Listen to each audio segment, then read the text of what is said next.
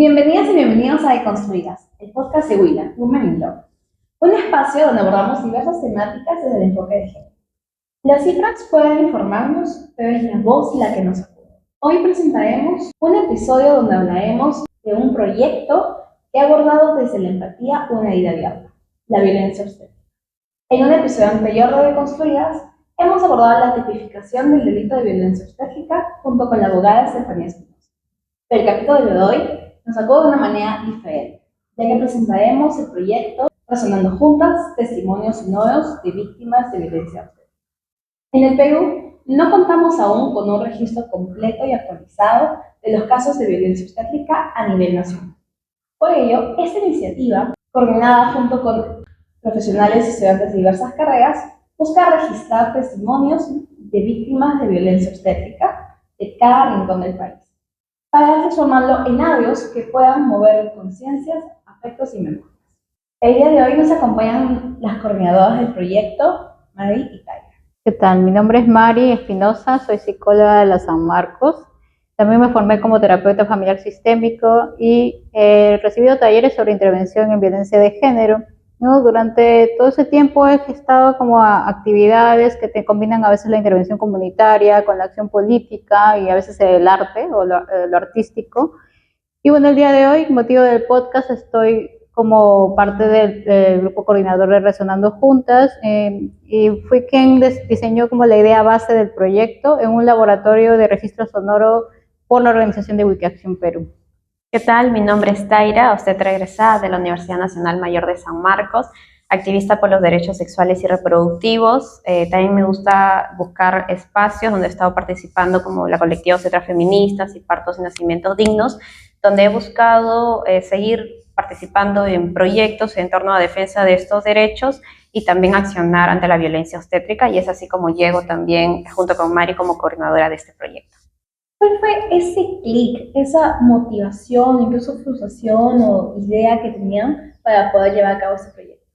Bueno, en mi caso, tengo una abuela que fue partera, ¿no? Ella ya no está con nosotros, pero fue partera durante un tiempo porque hubo, no recuerdo el año, pero un programa social del Estado donde convocaron a mujeres para enseñarlas, digamos que el arte o la técnica de la partería, ¿no? ¿Por qué? Porque no llegaban a los pueblitos. Mi abuela es de Ayacucho.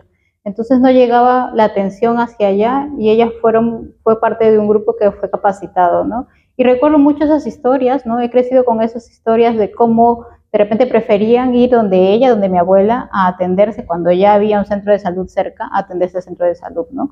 Y también hablaba un poco sobre las técnicas que se usaban, como cuando el bebé estaba como en una posición no para poder salir y las masajeaban con mantas, ¿no? O el parto vertical, el parto en cuclillas.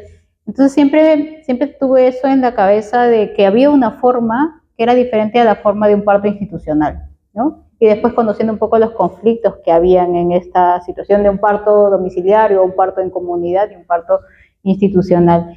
Entonces, en ese sentido, esta idea siempre ha estado rondándome, y cuando se hace una campaña con partos y nacimientos dignos, de la cual es parte de Taira, y se recopilan esos testimonios, y se quedaron de alguna forma ahí, ¿no? Entonces yo buscaba como darles continuidad, ¿no? ¿Qué podemos hacer con estos testimonios que se han recopilado? Y justo sale la convocatoria del laboratorio de registro sonoro de Wikiacción, y bueno, me apunté ahí y fue como el momento donde empieza como a generarse esa idea, ¿no? De poder grabar estos testimonios. Por mi parte, bueno, en mi caso, antes de ingresar a la carrera de obstetricia, tenía igual experiencias que me comentaban mis familiares mujeres en torno al parto, ¿no? Que han dado parto en hospital y cómo pasaban por situaciones de violencia y también lo normalizado que estaban.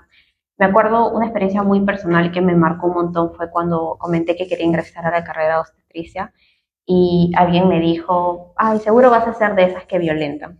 Fue una frase que me marcó un montón porque me pregunté por qué y venía todo esto, ¿no? Y ahí salió como mi intención de saber por qué salió esta frase, por qué se relaciona el personal de salud con actos violentos y mi intención de hacer algo porque claramente mis intenciones no eran esas. Luego, cuando entré a la carrera de obstetricia, empiezo a conocer el término de violencia obstétrica, porque en ese entonces no lo conocía, Y es ahí donde llevo mis prácticas, ¿no? Voy a hospitales, a centros de salud y bueno, en clase de manera teórica nos enseñaban cómo hacer procedimientos, nos hablaban de parto humanizado, pero cuando llegaba a mis prácticas encontraba todo lo contrario, encontré muchas situaciones violentas que eran violencia obstétrica y me cuestionaba mucho sobre cómo son estas prácticas. Es así en donde busco espacios donde yo pueda dialogar sobre esto, expresar mis sentires, expresar mi cuestionamiento y llego a Cetras Feministas, que es una colectiva. Uno de los objetivos de esa colectiva era también visibilizar la violencia obstétrica, porque así como yo también se lo cuestionaba. Es ahí donde nace la campaña Partos y Nacimientos Dignos, donde el 2023, entre una de las varias actividades que realizamos, fue el recojo de testimonios, porque así como nosotros habíamos escuchado experiencias y sentíamos que hay una necesidad de escucha, queríamos conocer también quienes estaban pasando por estos procesos y también sé que querían comentarlos. Es así que se crea un formulario y se recoge estos testimonios, ¿no? La manera de difusión fue mediante stickers y bueno, justo después, un tiempo después, María con esta idea nos trae de poder grabar esos testimonios que me interesó también un montón y es ahí donde ingreso al proyecto. A este cuestionamiento que ustedes se plantean de la forma en que está llevando a cabo la obstetricia y también el cuidado frente al parto, y ya con ese antecedente del proyecto, ¿cuál era el vacío que ustedes buscaban visibilizar con ese proyecto? Por mi parte, yo quería como generar este diálogo, pero de una forma más cotidiana, ¿no? Porque muchas veces uno comenta a veces situaciones de violencia, a veces sin saber qué es violencia en sí, ¿no? Como las mamás que están como gestando después de su parto, en su momento de posparto, como hablan de me trataron así, me dijeron esto, no me gustó, no quiero volver a ir a como a tal establecimiento de salud. Entonces, quería que se genere esta conversación como más profunda en el cotidiano, en todos los espacios, y por eso es que desde el registro sonoro, ¿no? De poder ponerlos en audio y poder subirlos a una plataforma donde todo el mundo puede acceder, ¿no? De acceso libre, permitía a estos testimonios abrirse un camino, ¿no? Para poder generar el diálogo, ¿no? Ya como puse un poco en el tema del proyecto, es como sacar del espacio privado al espacio público esta problemática para que sea un tema de conversación, ¿no? No solo de las usuarias, sino también del personal de salud, de general profesionales investigadores o movimientos, ¿no? En general. Y es un problema que está normalizado y que necesita visibilizarse y necesita nombrarse como tal para poder reconocerlo. Entonces, justamente también algo de que nos mostraron fue que, por ejemplo, en la plataforma de Wikiacción, si buscamos violencia obstétrica, no encontramos mucha información. Entonces, estos audios grabados sirven, justo como comentaba Mari, que estén como recurso libre para usarse, ya sea para otros proyectos, para que alguien pueda ver de que hay testimonios, de que existen, porque como sabemos no hay una data oficial, ¿no? Así como has comentado, también para que puedan mostrarlo tal vez en clases, o se puede usar el material, ¿no? Ahí está libre para que se pueda usar y es importante seguir difundiendo. Lo destacable de Resonó Juntas es el valor que le ponen al registro sonoro. Entonces aquí nos preguntamos, ¿por qué la escucha? ¿Qué implica tener un testimonio grabado y en qué se diferencia de solo manejar una versión escrita? Bueno, como ha salido de un laboratorio de registro sonoro, ¿no? Esta idea se plantó ahí, como hicimos una serie de talleres, una preparación para eso, ¿no? Hablaron bastante de la escucha, ¿no? Y de que no era solo un tema de oír, o sea, no la actividad fisiológica de oír, sino la escucha tenía que ver con un tema de generar una relación con el objeto que se escucha o con lo que se escucha y quien escucha, ¿no?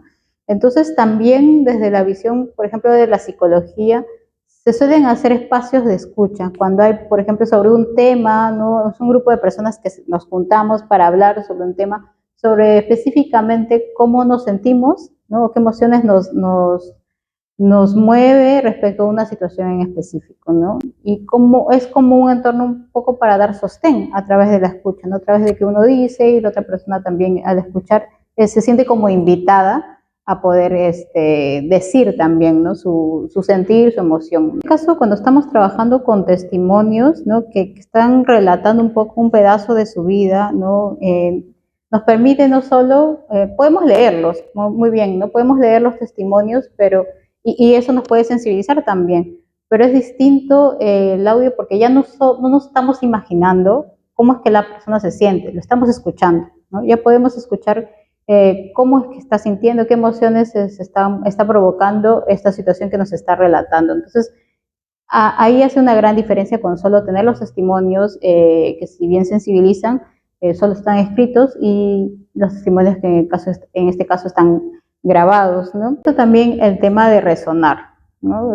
Resonando juntas que le pusimos al proyecto porque es como un poco amplificar esa voz de una persona, ¿no? Amplificar, como acompañar el testimonio cuando le prestamos la voz, ¿no? Porque se hizo también un proceso de prestar la voz. Los testimonios que estamos oyendo en el proyecto no son de las mismas testimoniantes, ¿no?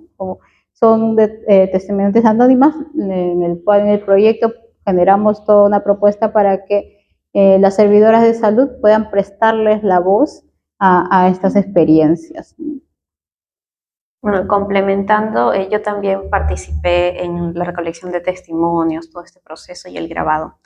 Entonces, también creo que hay diferencia en lo que es escuchar un testimonio y leerlo. Si bien ha sido igual valioso poder recolectar estos testimonios, poder mostrarlos tal cual son, es decir, escritos así tal cual nos los mandaron, el hecho de escuchar un testimonio es diferente porque lo que se buscó fue tratar de transmitir las emociones que pudo tener esa testimoniante, ¿no? Ya sea desde el enojo, desde la frustración, desde la ira, la tristeza, decepción, etcétera. Y fue algo que nosotras vivimos también en el proceso. Al momento de escuchar y leer en voz alta estos testimonios, pudimos conectar con algunas emociones y nos permitió también conectar más con las historias, ¿no?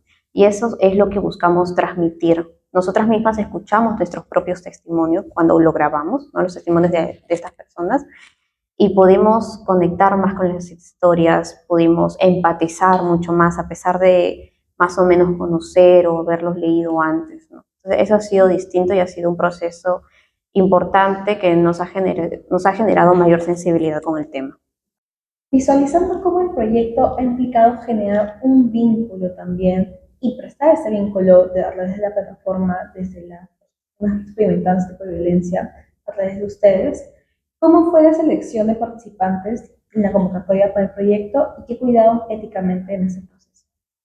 Bueno, para convocar a las servidoras de salud, primero se hizo un formulario, ¿no? Para un poco evaluar qué conocían sobre la violencia obstétrica, si tenían la disponibilidad también, porque fue un proceso de varias semanas, como de 6, 7 semanas, ¿no? Donde nos encontrábamos, hicimos como varias cositas en el proceso, y evaluar pues su disponibilidad, evaluar como su interés, qué conocían un poco de la violencia obstétrica, y también tuvimos con cada una de las chicas que se inscribieron unas breves entrevistas, ¿no? Donde se les explicó todo el proceso, lo que implicaba realmente, lo que implicaba, por ejemplo, prestar la voz, ¿no? Que se iban a escuchar sus voces, que sus voces iban a estar en un espacio de libre acceso, entonces cualquiera podría escucharlas, ¿no? Un poco para prepararlas, ¿no? Pero también prepararlas en el sentido de que vamos a hablar o vamos a darle voces a testimonios de violencia. Entonces es difícil,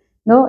Primero leerlos, es difícil adentrarse, es difícil reflexionar sobre eso y es difícil darles voz, porque eran ellas quienes iban a prestar, digamos, no solo la voz tal cual, sino también iban a poder interpretar, ¿no? Iban a prestarle sus emociones en ese momento, ¿no? Entonces, tuvimos esas reuniones, ¿no? Y de esas pequeñas entrevistas que tuvimos con cada una de ellas, pues pudimos seleccionar a una trabajadora social, ¿no? Que es estudiante, a 2 estudiantes de obstetricia, y una egresada de obstetricia y una promotora de salud, ¿no? Pero también estuvo como Lisha, que también era parte del proyecto, y Taira, quienes se animaron también a dar voz, ¿no? A estos testimonios, y de eso salieron como 14 testimonios. La segunda pregunta, sabíamos en las coordinaciones previas que teníamos del proyecto, sabíamos que iba a ser un tema sensible que podía traer muchas emociones. Al momento de leer los testimonios y de interpretarlos como tal, ¿no? Y que muchas tal vez nos toca sensibilidades por experiencias personales, tal vez, por ejemplo, o algunas que hayan vivido, visto esta violencia muy de cerca o hayan escuchado de alguien cerca. Entonces, algo que se comentó entre el diálogo, por ejemplo, entre nosotras antes de iniciar el proceso como tal fue: ¿qué hacemos si estas emociones pueden como tal vez interceder un poco en el proceso y algo así? Y llevó al diálogo de que estas emociones, o sea, están bien sentirlas, como estamos sintiendo en ese momento, y que había que ver tal vez estrategias de cómo sostener el espacio, ¿no? Y fue algo que pasamos durante el proceso de leer, llevamos un taller de voz en el que nos explicaron, nos enseñaron cómo conectar, identificar las emociones y sentimos que fue un espacio seguro donde muchas se nos permitió ser, se nos permitió hablar, se nos permitió contar estas historias donde, o sea, sí salieron muchas emociones en ese momento. Se nos dio nuestro espacio para poder sostener estas emociones y poder estar listas para poder interpretar, ¿no? Y poder contar estas historias. Algo que también tuvimos en cuenta fue en un proceso de intervención en un espacio público. Nosotras queríamos, aparte de la difusión en lo que es Wikicommons, también queríamos difundirlo en un espacio público para que llegue a otro tipo de público, ¿no? Entonces teníamos una idea que más adelante lo vamos a explicar un poco, pero lo que dialogamos aquí fue cómo intervenir sin, si es que una persona está en el espacio público con el objetivo, por ejemplo, de ir a comprar al mercado. Ese es su objetivo, no está esperando pasar por un lugar y que le cuenten testimonios de violencia porque no se lo estaría esperando. Y nosotros también tratamos de cuidar eso porque tampoco nos gustaría eso. Entonces tratamos de buscar estrategias también, de invitar, de pedir el consentimiento, de comentarle qué vamos a explicar o preguntarle si en realidad quieren escuchar estos testimonios y si no lo quieren escuchar, aquí están como los testimonios escritos que si gustan pueden pasar a leer, ¿no? Y es así donde llegamos al proceso donde muchas sí participaron, muchas nos comentaron incluso sus experiencias propias, ¿no? Entonces, durante todo el proceso hemos buscado estrategias para cuidarnos y cuidar a quienes estarían escuchando estos testimonios. Ahora que ya conocemos toda la experiencia previa, las motivaciones al proyecto, queremos saber cómo se desarrollaron las jornadas. Primero, bueno, recordar que este laboratorio de registro sonoro implicaba generar, o sea, ganar un fondo para poder llevar a cabo la actividad. Entonces, el proyecto ganó, ¿no? Fue una de las cuatro propuestas que ganó el fondo, ¿no? Y ya me reuní con el equipo coordinador, que iban a ser 4 personas, donde está Licia, que es estudiante de obstetricia y que es parte de Huila también, con Taira, ¿no? Que ella la conozco de las colectivas obstetrofeministas y partos y nacimientos dignos. Y también se convocó a Giovanna, que ella es integrante de Vasos de Leche y de un comedor popular en el Agustino. Entonces ya juntas nosotros nos empezamos a reunir para primero hacer la curaduría de los testimonios, que implicaba que como teníamos este recojo de testimonios escritos, teníamos que empezar a hacer una selección para ver cuáles eran más pertinentes para ser grabados, ¿no? Respecto a varios criterios. Entonces empezamos a hacer una categorización de los testimonios, como los tipos, también qué patrones de violencia obstétrica podíamos encontrar en estos testimonios, ¿no? Y empezar a reducir, ¿no? De los 40 para quedarnos con unos pocos, para ser presentados a las chicas que iban a ser convocadas, ¿no? Las que hablamos, las trabajadoras sociales, las estudiantes de obstetricia, ¿no? Etcétera. Y empezamos con la serie de jornadas ya con ellas, ¿no?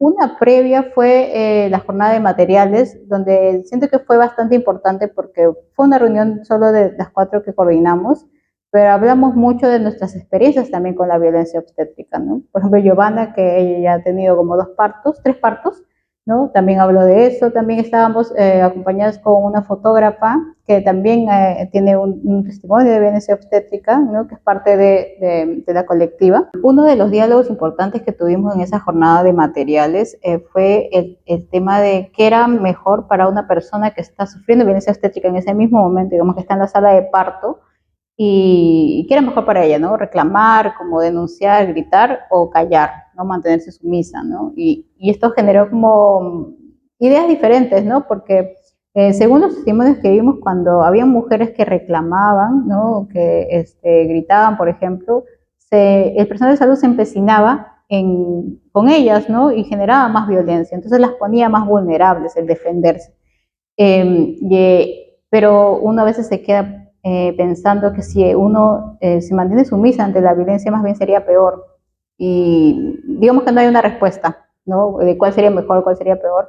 Y una de las conclusiones que llegamos ahí fue que de repente tendríamos que ver, ¿no? Tendríamos que ver qué era más conveniente en ese mismo momento, si hay una persona que nos podría apoyar, ¿no? O sea, nosotras en calidad de usuarias, ¿no? Nos podría apoyar, de repente acercarnos a alguien más, ¿no? Y esto generaba como una llamada de atención a nosotras como servidores de salud de ser justamente esas personas que podrían apoyar a la gestante en ese momento, ¿no?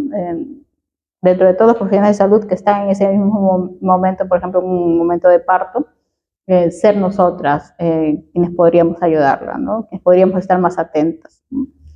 Y después de eso, pues vinieron una serie de talleres, ya con las chicas, con las resonadoras de voz, ¿no? Que es un término que usamos para ellas porque se les iba a preparar para todo este proceso de resonar la voz o prestar su voz a los testimonios escritos. Hicimos talleres como el taller de violencia obstétrica, de autonomía corporal, que eran más teóricos, un poco vivenciales también, dinámicos, participativos. El taller de voz, donde pasó toda esta experiencia que Taira contó, ¿no? De cómo poder sensibilizarse, cómo poder generar una interpretación cuidadosa de los testimonios. Y también, bueno, el proceso de grabarlo en un estudio, que fue bastante interesante, fue bastante nuevo para todas.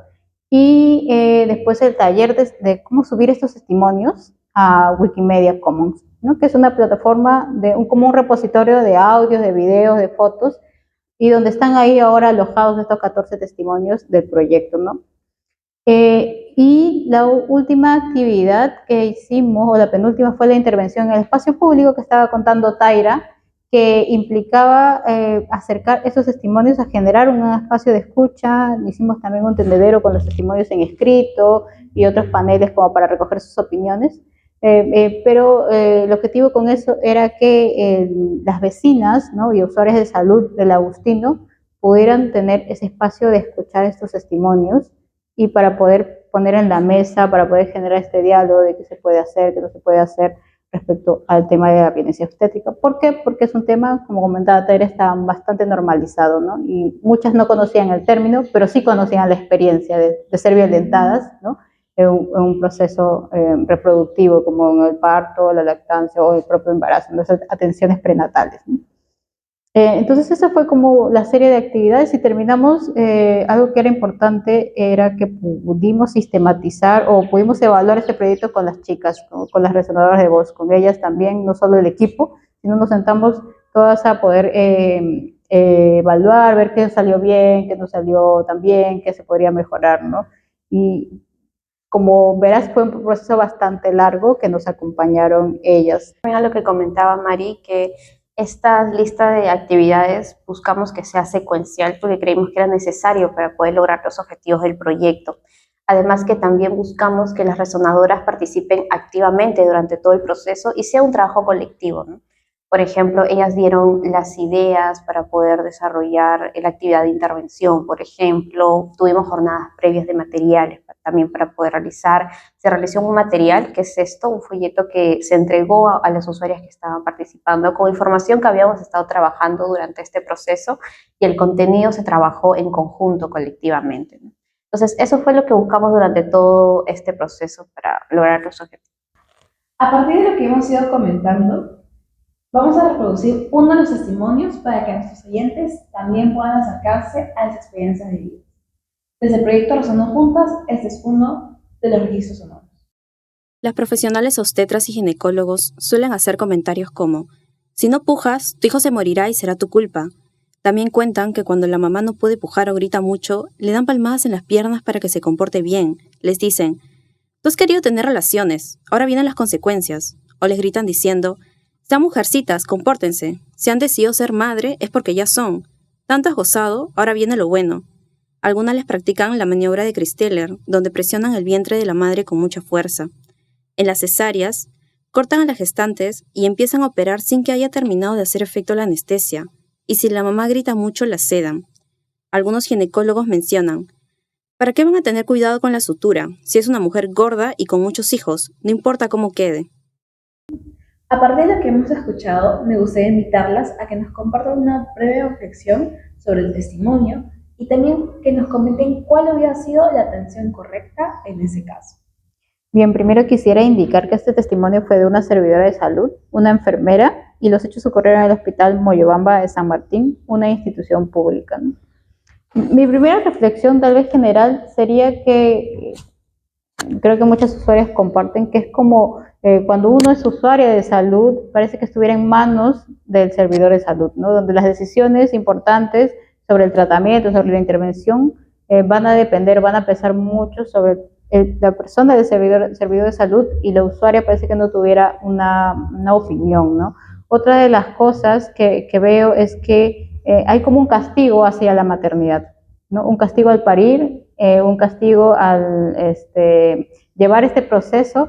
O sea, pareciera que se les castigara por eso, y que por eso hay esta serie de actitudes verbales hacia ellas que son maltratos, son violencia verbal, violencia psicológica, como exigirles de más cuando está en un proceso después de una intervención que se les ha realizado.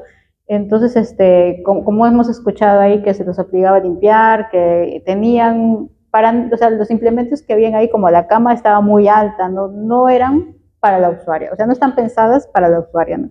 Y es algo que en el proyecto quisimos reflexionar también sobre quién era el usuario o la protagonista del proceso reproductivo, ¿no? Una de las conclusiones es que la protagonista del proceso reproductivo somos las usuarias de salud, ¿no? En cualquier intervención médica, en cualquier intervención que demande ir a un establecimiento de salud. Y creo que esta visión no está compartida, no se es consciente de ello, por ejemplo, como servidores de salud, cuando damos la atención, ¿no? Esas dos cositas como a modo general. Hemos escuchado un testimonio que denota mucha violencia psicológica, violencia verbal, porque hay mucho cuestionamiento de la capacidad de parir, por ejemplo, que tienen las mujeres, hay cuestionamiento de cómo sienten, lanzan comentarios con normalización de la idea de que las mujeres tienen que sufrir durante estos procesos reproductivos, que es el parto. Hay mucha culpabilidad también, se les culpa un montón, incluso hay frases que denotan como coacción, ¿no? Si no pujas, tu hijo se morirá y será tu culpa. Claramente un proceso donde el usuario está sintiendo dolor, donde está siendo vulnerable, donde está pasando un proceso que tal vez no ha pasado, con esos comentarios no van a ayudar para nada. Una situación ideal tal vez hubiera sido, obviamente que no lancen esos comentarios, pero una atención digna, y si es que se busca eso, pueden hacer desde desaprender, desde cuestionarse esas prácticas, desde dónde están saliendo, ¿no? De estereotipos, prejuicios que tienen hacia las mujeres, desde acompañar y que la atención sea mucho más empática y reconocer a ella como una persona que está viviendo este proceso, con sus emociones que puede estar sintiendo, con los dolores que está sintiendo, y no verla solamente como una persona que va a pasar por un proceso, como que fuera solamente un cuerpo que va a dar a luz, ¿no? Y se la ve solamente como eso, y como que esa fuera su única función, y que por ende ella debería estar en silencio, debería estar callada, debería cooperar, ¿no? Que es palabra que se usa mucho también durante estas prácticas de procesos reproductivos, ¿no? Otro tipo de violencia también que denota aquí, mencionan lo que es la maniobra de Cristel. Esta maniobra es cuando empujan o hacen presión, por ejemplo, en la zona del abdomen para facilitar la salida del bebé. Pero actualmente es una maniobra que ya no está recomendada porque tiene más riesgos que beneficios, ¿no? Puede traer consecuencias tanto para la mamá como también para el bebé, aparte de lo traumatizante que es y lo doloroso que causa, porque muchos de los testimonios hablan de eso, de que es doloroso. Además de que los espacios en los hospitales no están adaptados y no son realmente cómodos y no están pensados para ellas, para que pasen el proceso. Están más adaptados para la facilidad del personal de salud que está realizando un procedimiento médico, ¿no? Porque se ve eso como tal, como un procedimiento médico, y no se está tomando en cuenta en ellas, no se le está tomando en cuenta a ellas. Entonces, bueno, esa es la idea de de seguir visibilizando esto para que todos nos cuestionemos por qué estamos llegando a prácticas violentas, ¿no? Porque uno como estudiante también lo puede llegar a normalizar porque sus propios docentes o propios personal con el que está compartiendo prácticas, pues lo tienen normalizado y lo realizan así. Entonces es importante que ellos también, por ejemplo, escuchemos estos audios y ha servido bastante para sensibilizarnos nosotros. Después de poder escuchar su reflexión de uno de los 14 testimonios que tenemos disponibles de acceso abierto, me gustaría preguntarles cómo se sintieron al finalizar este proyecto y qué impacto tuvo en las participantes que dieron sus voces. Bueno, para mí fue bastante importante generar un efecto en las servidoras de salud, ¿no? En las chicas con las que trabajamos, porque abrieron bastante el tema de la reflexión, por ejemplo, en dos puntos, ¿no? Uno es que a pesar de ser un espacio donde ellos pudieron como hablar, se sintieron como cómodas, pero alguna mencionó y me gustó lo que dijo, de que sintió como fue un pequeño llamado de atención, ¿no? Un pequeño llamado de atención como a mirar sus prácticas, a mirar cómo, si bien ahorita están siendo como estudiantes, en el futuro cómo podrían generar sus prácticas obstétricas, su práctica en el servicio social en general, dentro del sistema de salud.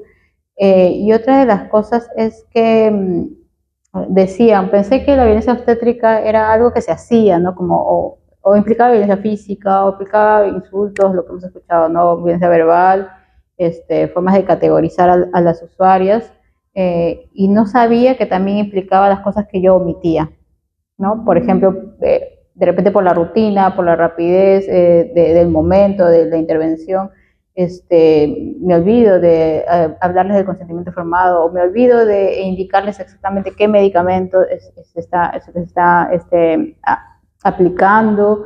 Entonces, es esa parte de la omisión que es más difícil también de verla como violencia obstétrica, pero que también entra dentro de lo que es violencia obstétrica, ¿no? Omitir implica no brindar información, implican no considerar a ella como una persona, o a la usuaria como una persona que pueda decidir o que pueda aceptar, ¿no?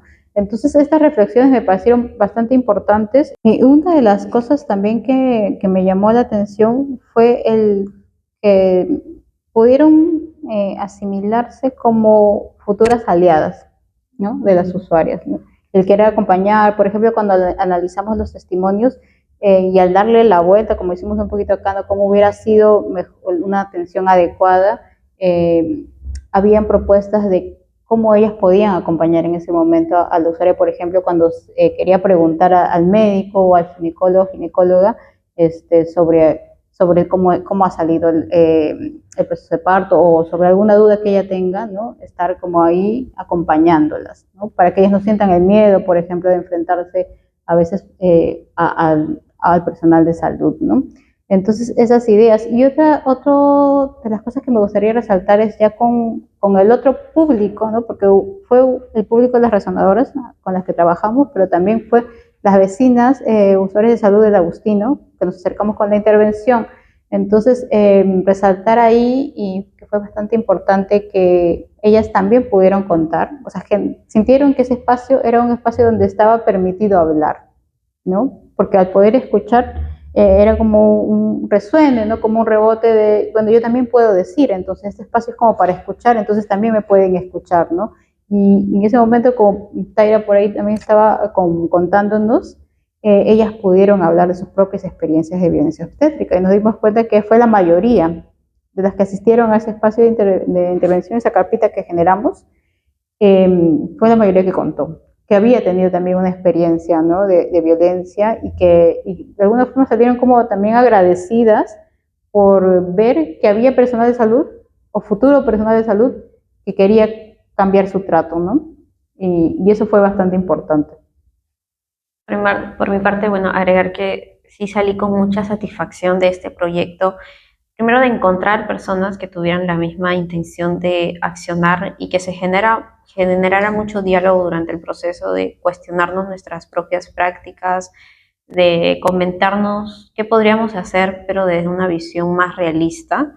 Por ejemplo, a veces muchos como estudiantes de salud se siente que no se puede hacer tanto, pero dialogando encontramos tal vez algunas formas que muchas de las participantes lo realizaban en sus momentos, pero que en este proceso lo estaban reconociendo como hacer algo ante violencia obstétrica, ¿no? Que era como lo que comentaba Mari, el hecho de acompañar. Muchas de las usuarias se sienten de alguna manera seguras con algunas estudiantes, tal vez, porque sienten que están más atentas a ellas, o eso es lo que nos han comentado, ¿no? Que a ellas tal vez le hacen la duda, ¿no? Tengo la duda, o cómo le puedo preguntar al doctor o al ginecólogo a quién está pasando la visita, o prefieren que tal estudiante esté pasando, acompañándolas, ¿no? Entonces fueron esas acciones que salieron en el diálogo que estábamos como reconociendo en ese momento que ahora como estudiantes tal vez ellas pueden realizar durante el proceso. Y también, como comentó Mari, salieron con iniciativa de poder accionar después cuando ya realicen su trabajo como tal, ¿no? Como obstetras, o su trabajo como tal, como trabajo social, por ejemplo, en el área de salud. Entonces creo que también las participantes se logró el objetivo de sensibilizarlas, se vio muchas intenciones de accionar y de estar comprometidas en poder brindar tratos más dignos, tratos más empáticos durante sus atenciones. ¿Qué aprendizajes llevan del proyecto y qué mejorarían o harían diferente? Bueno, yo puedo hablar de lo que mejoraría, porque es algo que he estado pensando también a partir de este proyecto, pero a partir de haberme metido como más al mundo de la escucha, ¿no? Con otros talleres. Siento que lo que haría diferente es hacer una propuesta de escucha acompañada. Es decir, que más de una persona escuche el testimonio, porque en este momento fuimos de uno a uno, ¿no? Se dio como a través del audífono, que fue como el recurso de escucha, para que cada una de las usuarias de salud escucharan el testimonio y de ahí podríamos dialogar. Entonces, me gustaría probar con un proceso compartido donde, digamos, 5 personas puedan escuchar el mismo testimonio a la vez y eso permita y dé como un poco también de más confianza para generar el diálogo, ¿no? Porque todos estamos escuchando lo mismo, entonces ya hay un tema sobre el cual podemos hablar si estamos como en conjunto, ¿no? Esa es una de las cosas que yo siento que podría probar y que de repente mejoraría la propuesta de esta iniciativa. Personalmente, un aprendizaje que tuve fue reconocer la importancia de la voz durante todo este proceso. Me permitió empatizar mucho más con las historias, a pesar de ya conocer estos testimonios durante la campaña que habíamos estado mencionando, donde habíamos leído estos testimonios como tal, pero pasar por este proceso de reconocer emociones, de la importancia de darle voz y prestar la voz a quienes testificaron y escuchar también los audios de mis compañeras, fue un proceso que me permitió empatizar mucho, sensibilizarme más y también con ganas de seguir accionando ante la violencia obstétrica. Después de los aprendizajes y mejoras identificadas, ¿desean replicar el proyecto? ¿Cómo lo realizarían?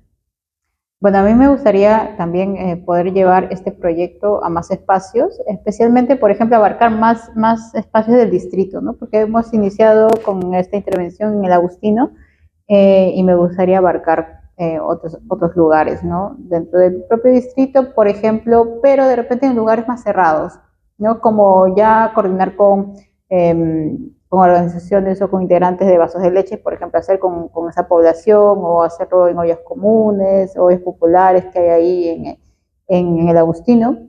Y haría esta variación que comenté hace un rato, ¿no? Hacerlo como una escucha más colectiva, también generar, aumentar una partecita de qué hacemos con las personas que escuchan, ¿no? Porque también nos llegamos a preguntar, escuchan un testimonio de violencia que es fuerte, ¿no? Se sensibilizan como nos hemos sensibilizado nosotras y hay que generar ahí un sostén, ¿no? Un poco más pautado, un poco más intervenido y para que las personas que escuchan puedan irse con un cierto alivio, ¿no? No de repente con esta sensación, ¿no? O de repente perturbación de haber escuchado una situación así, de haber recordado una experiencia parecida, ¿no?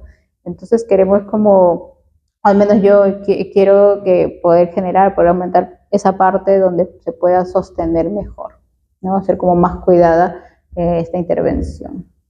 A mí me gustaría también grabar más audios, porque en total, como comentamos, tenemos 40 testimonios y están publicados y grabados 14, ¿no? Entonces quedarían pendientes los demás y creemos importante en que haya más material, ¿no? En la web, en esa plataforma de Wikicommons. También poder replicar lo que es la intervención en espacio público con estas mejoras o ideas que han estado saliendo, como comentaba Mari.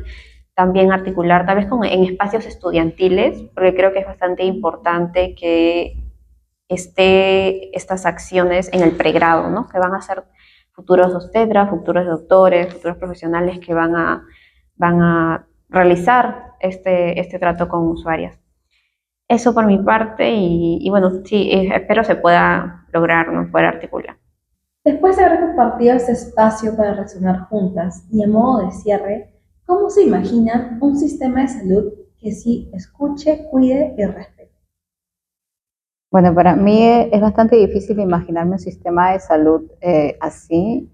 Siento que el sistema de salud que tenemos ahora es consecuencia, y hasta en su origen, ¿no? La medicina en general ha sido bastante discriminadora, ¿no? Donde se ha ofrecido salud para algunos tipos de cuerpos y no para otros. Creo que últimamente se habla mucho de que no se hacen estudios en cuerpos de mujeres, por ejemplo, ¿no? Menos en cuerpos de disidentes, y todo lo que conocemos ahora, las intervenciones, han sido a través de estas experiencias o investigaciones en base a cuerpos de hombres, ¿no? Entonces, ahí hay muchas cosas que hacen difícil que yo tenga al menos confianza en ciertas modificaciones dentro del sistema de salud, ¿no? También, por ejemplo, recordar cómo llega acá la obstetricia como profesión, ¿no? A través de Benita Cadiu, que viene desde Francia y trae, y en ese momento, por ejemplo, barre con un montón del ejercicio de las parteras que habían aquí, ¿no? Que ellas eran las que atendían los partos, atendían como en casa o las atendían, eran parte de la familia las que ayudaban a tener los partos. Y eso empieza a hacerse como una casa de brujas, ¿no? Podríamos decirlo en ese tiempo cuando se empieza a profesionalizar o se funda la escuela de obstetricia. Entonces, hay muchas cosas que criticar al sistema de salud, y que, bueno, aprovecho para mencionarlo porque es algo que poco se dialoga, ¿no? Siento que desde los propios estudiantes, yo que he sido también estudiante de psicología, no se habla mucho de la historia, y la parte de la historia es muy importante, ¿no? Para poder entender cómo están las cosas ahora, y de repente ver atisbos de qué se pudo hacer antes o qué se hizo antes, porque muchas veces siempre hay puntos de fuga en la historia, ¿no? Puntos donde se revelan, donde hay otras propuestas distintas a lo hegemónico. Entonces, desde esa mirada de estos puntos de fuga o puntos donde uno se revela, siento que una forma de imaginarme esta otra forma de entender el sistema de salud implica desde romper el pacto que tenemos como estudiantes de salud de aceptar esas jerarquías, de aceptar los maltratos en el proceso mismo de ser estudiantes de aprendizaje, ¿no? Porque como estudiantes no solo se aprende cómo hacer la atención, sino también se aprende a humillar. Y eso es algo que creo que poco se habla, pero creo que hay mucha queja en sí, ¿no? Hay mucha queja en sí cuando tú escuchas como a los residentes, por ejemplo en medicina, cuando escuchas a los internos, y cómo hay toda esta jerarquía de que el médico está por encima y después están los obstetras o las enfermeras, ¿no? Y todas estas especialidades tienen como diferencias en su relación de poder, y eso es lo que se aprende, ¿no? Entonces, yo me pregunto si eso es lo que se aprende y de alguna forma se acepta porque no se rompe con ese pacto. Creo que influye mucho en cómo después uno va a intervenir o uno va a atender a los usuarios o usuarias, ¿no? Es como esta cadena de violencia, ¿no? Uno entra porque tiene un espacio de poder y sigue al otro, al otro, al otro. Entonces, yo imaginaría el sistema de salud desde ese momento, ¿no? Desde el momento donde se forman, ¿no? Que es algo que dentro de la colectiva obstetras feministas y dentro de partos y nacimientos dignos también se ha reflexionado mucho, ¿no? Como qué se hace como estudiante, ¿no? A pesar de que es difícil hacer ahora, porque a veces hasta hay represalias, ¿no? Cuando los estudiantes como se organizan, es difícil organizarse desde el ámbito de la salud. Eso es una de las cosas que me imagino, como empezar a darle la vuelta, ¿no? Bueno, agregando a lo que comenta Mari, también desearía un sistema que no sea tan vertical como estaba comentando, pero más también del aspecto del personal de salud con las usuarias, ¿no? Que los tratos van desde se les habla con condescendencia, se les trata como que tuviera que haber sumisión desde las usuarias hacia el personal de salud, porque quien tiene todo el conocimiento es el personal de salud.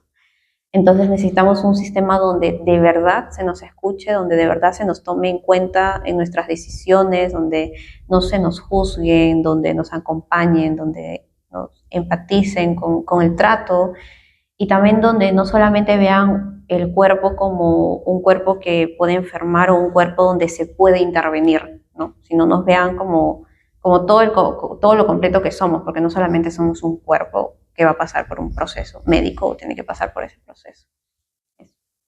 Muchas gracias por acompañarnos en el episodio de hoy e invitarnos a deconstruirnos en cómo entendemos la atención en salud.